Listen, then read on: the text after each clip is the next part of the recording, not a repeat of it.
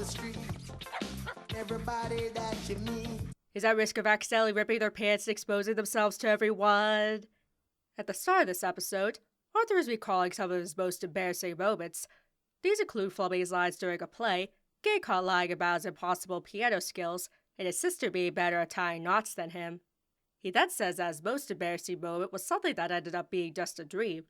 Or was it? Dun dun dun! In class, Binky is at the blackboard solving a math problem.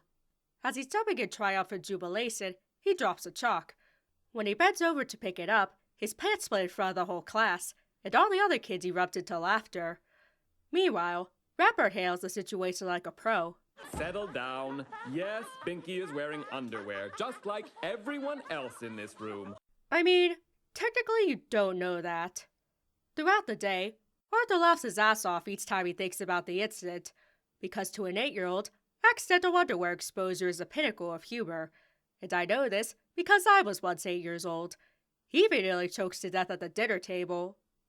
The next morning, he wakes up late for school and rushes out the door. He makes it to class, only to realize he forgot to put his pants on. However, this turns out to just be the dream he was talking about at the beginning. Still, speaking as someone that's had way too many dreams involving myself somehow forgetting to put clothes on before walking out the door, I can relate all too well. On the actual next day, Arthur has yet another dream involving him losing his pants, which is now the start of his obsessive fear. Buster recommends for Arthur to simply not fall asleep if he doesn't want any more underwear nightmares. And on his farm he had some giraffes, E-I-E-I-O, with oh, forget it. Here, Arthur. I'll help you out. Unsurprisingly, Arthur conks out about a half hour after midnight. Unfortunately, he has yet another dream involving himself without pants, this time while he's a superhero. Funny enough, this would be the only time a hero had a nightmare where he forgot to wear his pants before facing off against the big bad. Buster then recommends that Arthur just sleep in his pants. Which sounds uncomfortable as hell, but I guess you gotta do what you gotta do. However, he then says fuck it to the idea when DW catches wind of it and wants to copy him, thinking he's just trying to break them in. As a last-ditch effort, Buster attempts to hypnotize Arthur. It seems to work, until Arthur's pants grow teeth and start chasing him. Which is both terrifying as hell, it's absolutely hilarious, especially given Buster's rather nonchalant reaction. Yep, those pants sure need a lot of fabric softener. It's all just a dream, of course, but now Arthur's afraid of his pants eating him.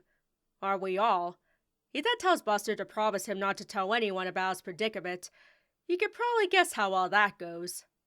To his credit, Buster only told some kids because he wanted to find a way to help his friend. Why he didn't just talk to an adult like his mom or Mrs. McGrady, though, is beyond me. Hell, I don't even know why Arthur didn't talk to any adults either. Regardless, Arthur is not happy, and in his panic, his pants get caught on a hook, causing them to rip in front of all the kids in the cafeteria. After Binky escorts Arthur to Mrs. McGrady, she sews up his pants for him. With that given the moral of the episode. Embarrassing things happen to everyone, and things like that tend to be quickly forgotten. Or at least, they'll move on to the next sucker that does something to humiliate themselves. But this would be the only Arthur episode to feature ripping one's pants as a major plot point. In this episode, Arthur tells Buster a secret, which, if the previous episode is anything to go by, might not be the best idea. DW then barges in to demand what her brother just told Buster. Arthur refuses to tell her because, well, it's a secret. Eventually, she goes crazy knowing that everyone seems to have a secret except for her. That's when she looks right into the camera and begs us to tell her a secret. Terrifying. DW tries to brag to Arthur and Buster that she has a secret, only to realize that a secret is something that someone has to tell you. At preschool, she lies to the Tubble twins that she has a secret from their grandmother.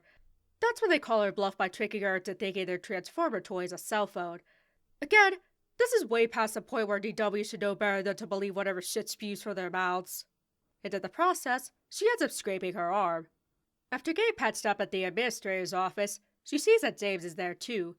She tries to pressure James into telling the reason why he's there, until the administrator lady spills the beads over the phone right in front of her. Oh, there's no hiding it. You can see his underwear clear as day from the back. Ever hear something called discretion? James thinks DW promised to keep his secret, which quickly goes to her head. She imagines it having a secret means she's part of a secret club. Get it? A secret club? Eh? Later, she's so excited about having a real secret that she nearly spills the beans to Emily. That night, she has a nightmare about James's secret being spread throughout her entire preschool class. The next day, Emily continues to pester DW about the secret. Guess the shoe's on the other foot now, isn't it? She gets herself so worked up over this secret that she worries herself sick and stays at home the next day. When Grandma Thor comes over, she brings along a solution to DW's predicament. She boats her out to the middle of the lake, has her shout her secret to a seashell as loud as she can, then tosses the shell into the water. Which all seems rather complicated, but at least DW feels better. When she returns to preschool, she now confidently tells Emily her own secret, which is how to keep a secret. And suddenly, this whole episode got way too meta. We also get to learn why seagulls are always laughing at you. Because they all overheard your dirty little secrets. So that's not one, but 2 episodes of Arthur that features someone getting their pants split. And that's not the only time we've seen a kid from a cartoon rip their pants in front of everyone. Far from it, in fact. And I can't help but wonder, are people splitting their pants and exposing their underwear really that common? Because in my years of pre-K through high school, and even as an adult, I've never had that happen to me, nor have I ever heard that happening to anyone else.